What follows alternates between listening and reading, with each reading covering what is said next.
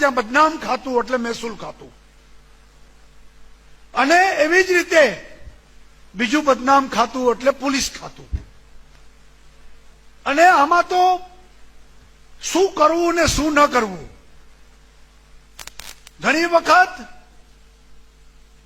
પહેલાના સમયમાં એવો સમય હતો, આજથી ને હું 20 વર્ષ 25 વર્ષ પહેલાની વાત કરું છું, કે કોઈ બહારનો માણસ કચેરીમાં આવીને પોતાના કામ માટે પૈસા આપે ને તો સામેનો કર્મચારી કે અધિકારી ધ્રુજી જતો હતો, અને એના મોઢામાંથી એ ઉદ્ગાર નીકળતા કે ભાઈ સાહેબ, મારે મારા બૈરી છોકરાઓને અભડાવવા નથી, મારા બૈરી છોકરાઓને મારે મુશ્કેલીમાં મૂકવા નથી, ભાઈ મારે નથી કરવું.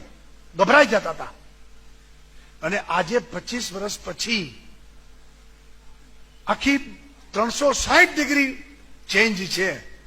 એમને ઉભો થઈને કોઈ જાય, કામ પતી જાય.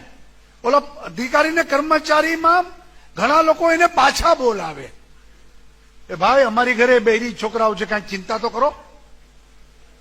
એટલે આખી માનસિકતામાં લોકોએ ભ્રષ્ટાચારને સ્વીકારી લીધો છે, અને એના મૂળમાં ન સરકારે કોઈ હિંમતથી પ્રયત્ન કર્યા, ન કર્મચારીને અધિકારીઓએ આની ગંભીરતા લીધી.